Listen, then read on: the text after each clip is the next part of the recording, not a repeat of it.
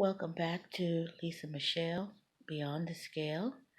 I just wanted to share with you all. I know I haven't been on in a very long time. I've been going through a lot. I'm a caretaker for my father. He's my stepfather, but he's my father. And I just call him Grandpa because when my son was born almost 26 years ago, he always would call him Grandpa, so everybody just calls him Grandpa, but we know who he is. Really, nice, generous man, and caring would give you his very last. Um, he has Alzheimer and dementia and vascular dementia. He wasn't having a very good quality of life. Like how you get to go out of the house and go to Weight Watchers when you feel like it, or go to the store and go shopping, or you have like your favorite craft that you do, or something that you do that you just really enjoy. He couldn't do any of that. No quality of life. When it gets to the point where you have to start taking care of somebody, you don't want that for yourself. Who does? You want to be able to walk and go to the bathroom by yourself, take all these little things for granted. Sometimes you don't get no luxuries like that. He has to have help getting to the bathroom. He has to get help being washed up, like a bath. Couldn't get up the stairs anymore. About maybe a month and a half, maybe two, he broke his hip at home. He wasn't walking very good. With the Alzheimer and dementia, it has your feet kind of shuffling, so you don't really pick them up. But the covers got twisted on his ankles, and he fell and he broke his right hip.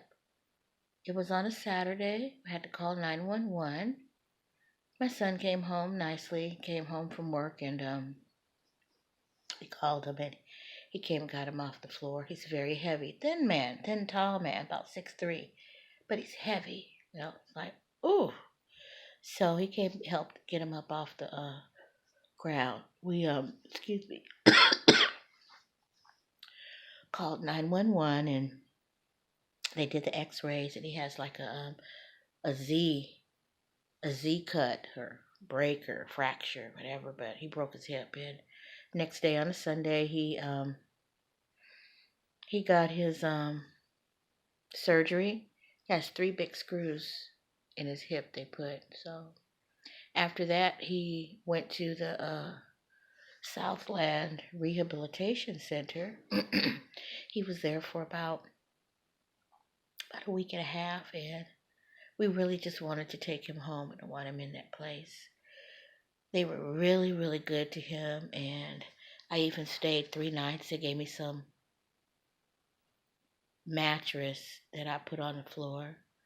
I had to get some blankets from them. Found out later they had fitted sheets for the bed. You think anybody told me that? Oh, no. But I spent the night on the floor on that mattress for 3 nights with him. And he gets up at night. The ailments that he has him restless at night. So he's up, trying to get up and move and not use that walker. But anyway, we got him home. They said we can bring him home, but he was only in fair condition. He wasn't really in any good condition to be really going home, but we wanted him at home, so that's what we did. Let's see. Took care of him at home. Eventually got 2 people to come care for him. One of them was Reverend Eddie Jones, just as nice as he can be. He played music for him, gospel music and some other kind of music that he listened to in his era. He's 35. 35. I'm tripping, right? He's 85 years old, Grandpa.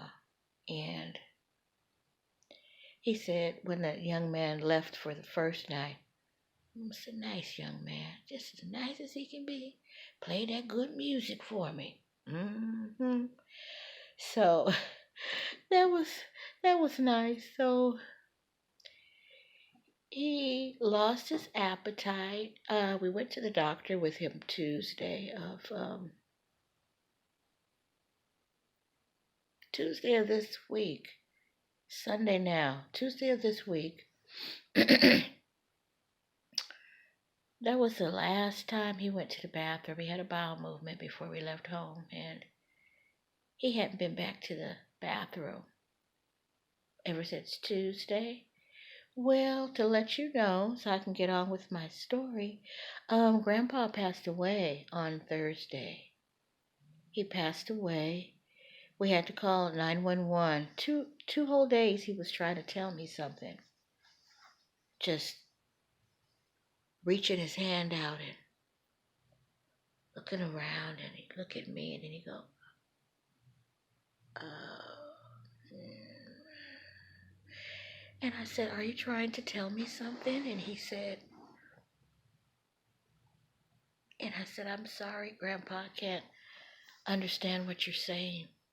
And he just went, I said, "We'll try again tomorrow, okay?" He said, you know, I said, "Okay, we're going to try this again tomorrow." So, um, I've been crying. My eyelids are swollen. Do you see that?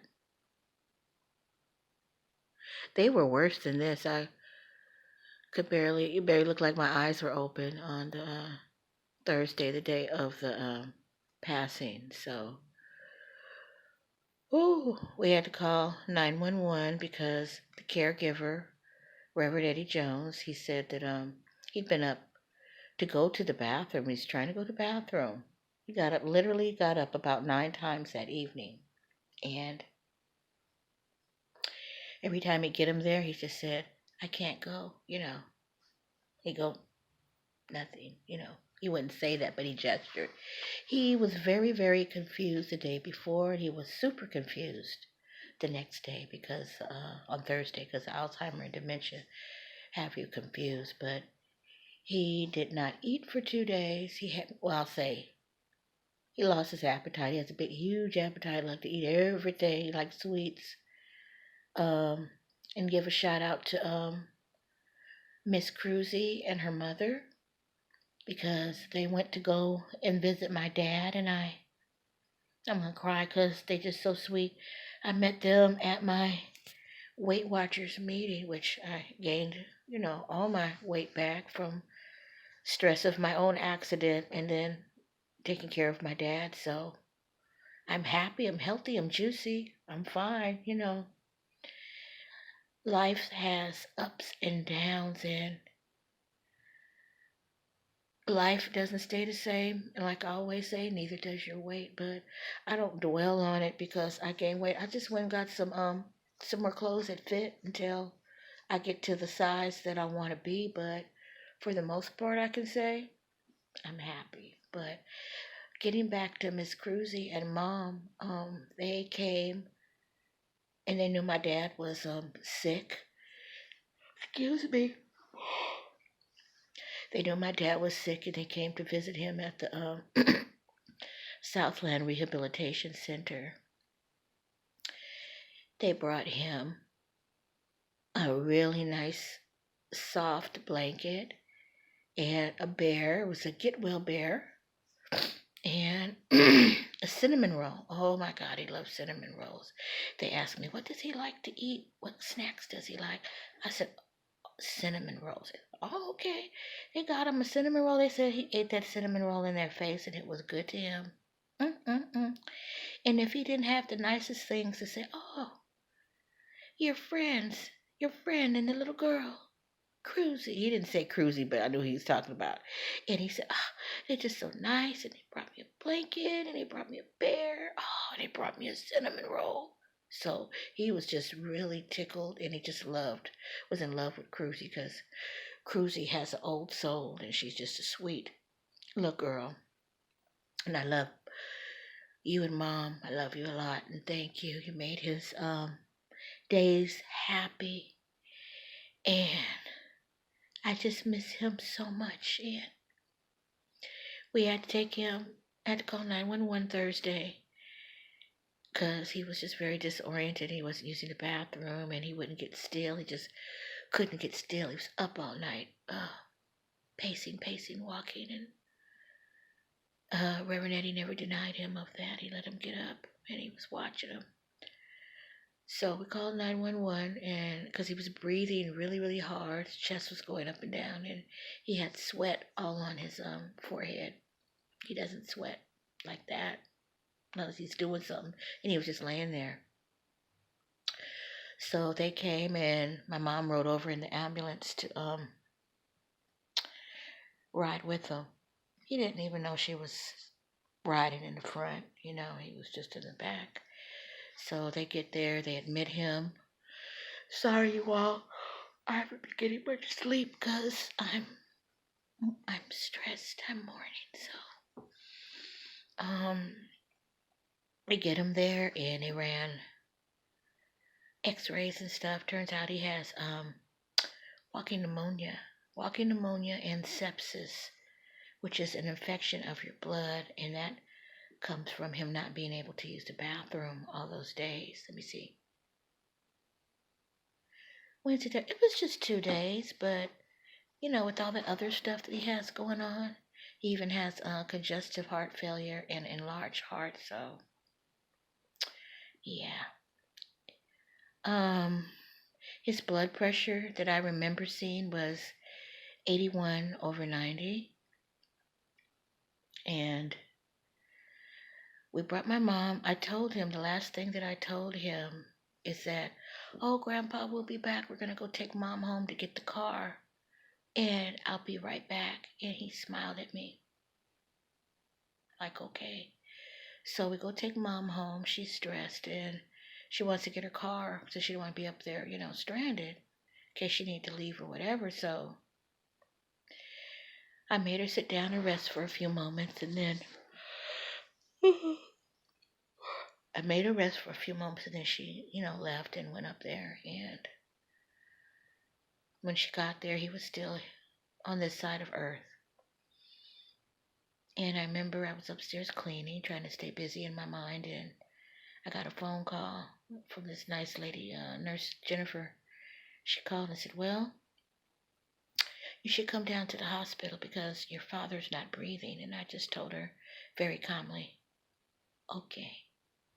I already knew he had passed, so I called Emil and told her to, where is she? Because she had went to the bank.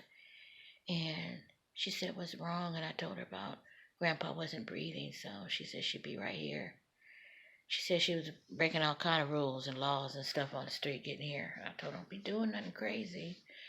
So we get to the hospital. Of course, when we get in there, he's already passed because he was passed when the lady called. It's not something that hospitals and people do when somebody has passed away. You never tell somebody over the phone that someone passed away. It's just not good. They're already driving to get to their loved one and they're distraught. It's very shocking. So you don't do that. So when I called any of the family members, I just told them that they need to come to the hospital because he's not breathing. So he looked like he was asleep. And he had a smirk on his face like this when he had transitioned, and he was just like, little small smirk. It went away after a couple of minutes, but I knew that he was resting where he was and had no more pain and didn't have to depend on anybody. Very independent, strong man. So we're just going to miss him. And there's so much more to this story, and he's not going to ever be forgotten because we love him. We love him, and he's been my stepdad since I was in the 4th grade. I'm 51 now, and he was always there for me, even when I had got married 100 years ago and got a divorce, whatever. But he was the one that walked me down the aisle. My biological father was there, but he's the one that's with me every day and makes sacrifices for me every day and took care of me and my brother and made sure that we ate. He always cooked for us and made sure that we had food and anything else we need. Paid my loans for school for the wonderful artist that I am. He believed in me, so I just wanted you all to know that's why I haven't been on this page, and I'm in a lot of pain and I miss him. My mom is in a lot of pain and it's just hard. We love you, Grandpa. Okay? We're in a lot of pain. So you want to reach out to me on Facebook at Lisa Michelle Garrett or on Instagram at Artist Diva 722 and leave a word or something. I would appreciate it. My heart my heart's empty. I haven't even been able to draw because nothing's gonna come out. Can't concentrate. Two people that I know, young men, they told me make sure that I stay focused, and I'm going to do that. So I just want you all to know where I've been and what's going on in my life. Yes, I still do go to Weight Watchers. I've missed a few times. Every time I go, I'm up some more weight, but I'm not really worried about that. As you see, that's not really the most important thing in life, is it? No. Just continue to take care of yourselves and do what's right and go visit somebody, loved ones, or your own parents. Go visit somebody that needs a kind word or needs somebody companionship, and go spend some time with somebody elderly or somebody that's ill. Take time out of your busy day to go and do that. It's going to mean a lot to them. Until next time, my good people,